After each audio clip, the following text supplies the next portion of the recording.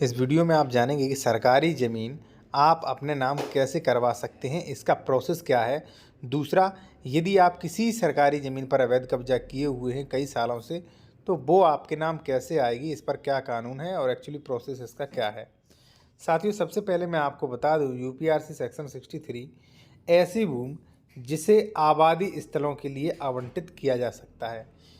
तो सेक्शन 63 है वो साथियों प्रावधान करता है, ऐसी भूमि के बारे में प्रावधान करता है जो आबादी स्थलों के लिए आवंटित कर सकती है सरकार। ठीक है, यानी कि सरकार चाहे तो उस पर जो है रहने के लिए आवंटित कर सकती है। अब ये पावर किसे है? उप जिला अधिकारी सोपेड़ा से या भूमि प्रबंधक समिति के संकल्प के अनुसार धारा 64 में विनिर्दिष्ट व्यक्तियों को आवंटित के लिए आवासीय स्थलों व्यवस्था है तो निम्नलिखित श्रेणी भूमि चिन्हित कर सकता है। यानी कि साथियों कि उपजिला अधिकारी को ये पावर है कि वह आबादी स्थलों के लिए, आबादी स्थल यानी कि रहने के लिए, लोगों के रहने के लिए उन्हें भूमि आवंटित कर सकते, उन्हें दे सकते हैं। ठीक है, और उसका उनसे पैसा भी नहीं लगेगा। तो आबादी स्थलों का आवंटन कैसा किया जाएगा, कौन लोग इसे आबादी स्थल का आवंटन ले सकते हैं, यानी कि साथियों कौन लोग जो है इसके पात्र हैं। तो यूपीआरसी सेक्शन 64 ये प्रावधान करता है आबादी स्थलों का आवंटन। धारा 63 में निर्दिष्ट भूमि का आवंटन करने के निम्नलिखित वरीयता क्रम का अनुपालन किया जाएगा।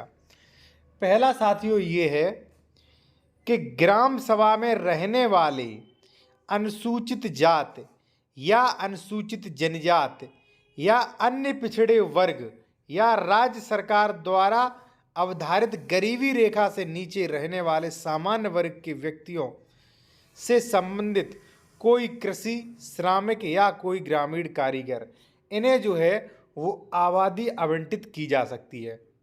साथियों, मैं यहाँ पे आपको एक चीज़ क्लियर और कर दूं कि 2010-12 से पहले से एक कानून था कि यदि मान लीजिए किसी अनुसूचित जात जनजाति के लोग ने यदि ग्राम सभा की ज़मीन पर मकान बना लिया है तो वो उसे ही दे दी जाती थी। लेकिन अब वर्तमान में ऐसा नियम नहीं है। वर्तमान में नियम ये है कि अगर उपजिला अधिकारी चाहे तो सेक्शन 63 के अकॉर्डिंग उसे ये पावर है कि रहने के लिए, उसे मकान बनाने के लिए जो है उसे आबादी में की भूमि जो है वो आवंटित कर सकता है।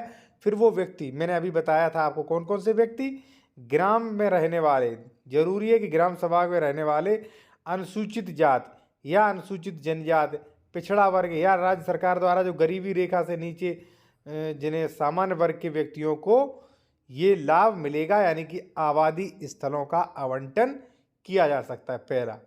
दूसरा, ग्राम सभा में रहने वाला कोई अन्य कृषक, श्रमिक या कोई ग्रामीण कारीगर है तो ऐसी कंडीशन में किया जा सकता है।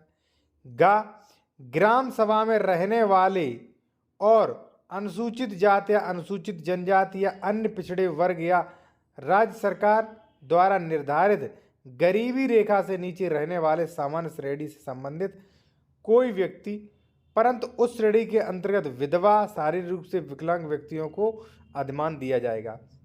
यानी कि साथियों, मैंने जो भी ये चीज़ें बताई हैं उन लोगों को उप जिला अधिकारी जो है वो भूमि प्रबंधन समिति की उसके अनुसार, सहमति के अनुसार जो है वो वहाँ पे आबादी स्थल आवंटित कर सकते हैं।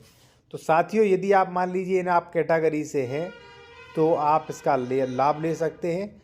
आप भी अपने नाम जो है ज़मीन अलॉटमेंट करवा सकते हैं, उस पर घर वगैरह बनवा सकते हैं। और यदि आप इसकी पात्रता की सूची में हैं तो ये ज़मीन जो है वो हमेशा हमेशा के लिए आपको दे दी जाती है। साथियों, मैं एक चीज़ और यहाँ पे ऐड करूँगा, सरकारी ज़मीन का पट्टा।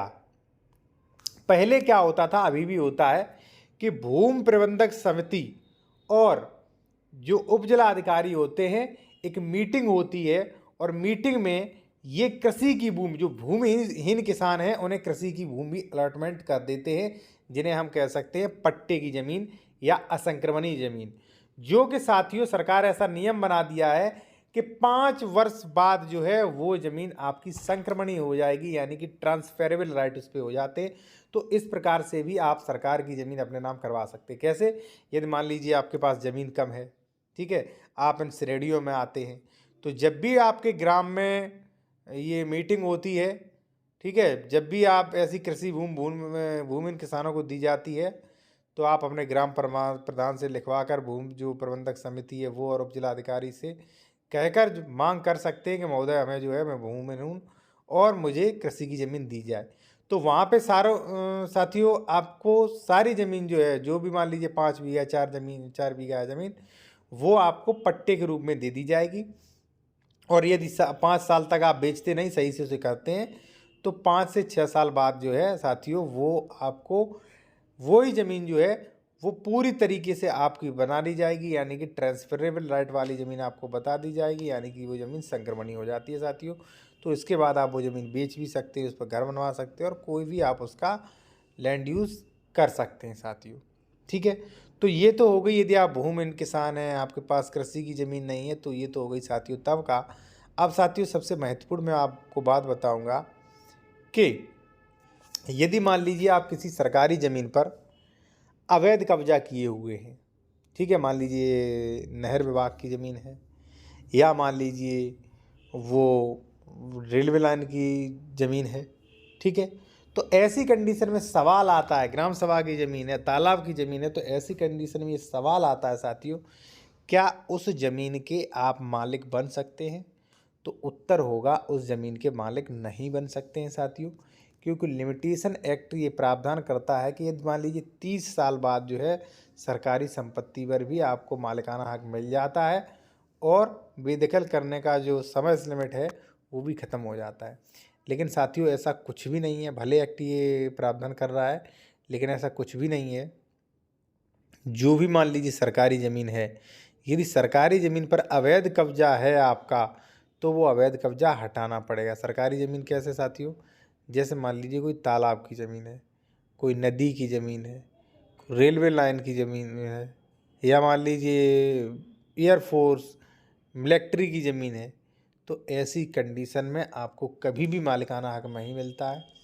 और दूसरी बात, किसी भी प्रकार की ज़मीन हो, यदि सरकारी ज़मीन पर आप अवैध कब्जा किए हुए हों साथियों, तो आपको उस ज़मीन पर मालिकाना हक कभी नहीं मिलता है। सुप्रीम कोर्ट के कई डिसीजंस में ये भी क्लियर किया गया कि सरकारी ज़मीन पर कोई भी व्यक्ति कभी भी मालिकाना हक नहीं प्राप्त कर सकता है और कभी भी जो है उसका मालिक नहीं बन सकता है।